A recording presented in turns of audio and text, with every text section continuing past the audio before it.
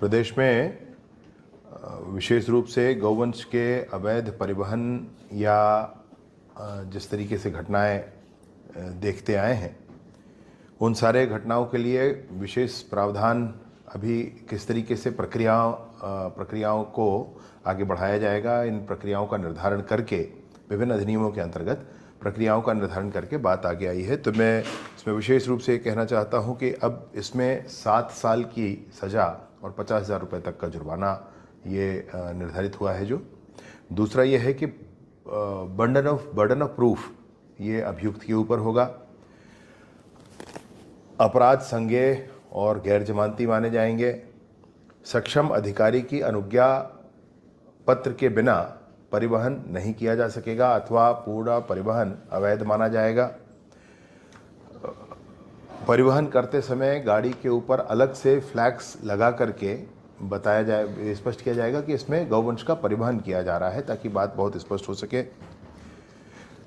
अगर अवैध हुआ, उचित अनुज्ञा पत्र नहीं है और पता चलता है अवैध है, तो जो मैंने पहले प्रावधान कहे आपसे कि 7 साल की सज़ा है, 50,000 जुर्माना है, गैर जमानती है, संज्ञेय है और प्रूफ ऑफ बर्डन अभियुक्त पर होगा। इसके साथ साथ गाड़ी राजसात होगी और गाड़ी के मालिक पर भी कार्यवाही होगी, यह भी निर्धारित किया गया है।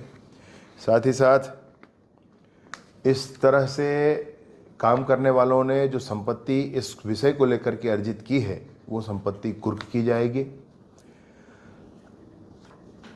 इस पूरे अभियान को, इस पूरी प्रक्रिया को सुनिश्चित करने के लिए, इस पूरी प्रक्रिया नीचे तक उतरे, इसके लिए जिला स्तर पर राजपत्रित अधिकारी ये निर्धारित किए जाएंगे। उनके फ़ोन नंबर, उनका पूरा डिटेल थानों में भी उपलब्ध कराया जाएगा, सार्वजनिक स्थलों पर उपलब्ध कराया जाएगा, समाचार पत्रों के माध्यम से उपलब्ध कराया जाएगा कि गौवंश के अवैध परिवहन आदि विषयों को लेकर के यह नोडल अधिकारी हैं और कोई भी इनको फ़ोन करके और इन विषयों की पूरी जानकारी दे सकता है।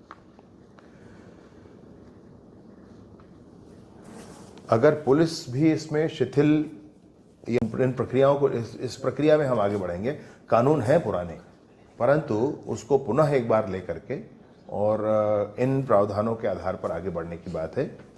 कुछ में संशोधन के भी प्रस्ताव हैं, जैसे हम आगे बढ़ के इसमें एक और करेंगे कि समय का संशोधन होगा, सुबह इतने बजे से शाम 6 बजे तक ही इसमें परिवहन किया जा सकेगा। इसमें संशोधन की प्रक्रिया भी चल रही है, वो विषय भी आपके सामने जल्दी ही आ जाएगा। संशोधन सदन के जरिए, सदन की आवश्यकता नहीं होगी, उसमें नियमों में संशोधन है। अधिनियम बने तो सदन की आवश्यकता है, वो बन चुके हैं, उसमें नियम ही हमको बनाने। जो अभी मैं आपसे कह रहा हूँ, बने हुए अधिनियमों के अंतर्गत बनाए हुए नियमों के इम्प्लीमेंटेशन के लिए, उसकी प्रक्रिया के लिए ही है, उसमें प्रावधान किए गए।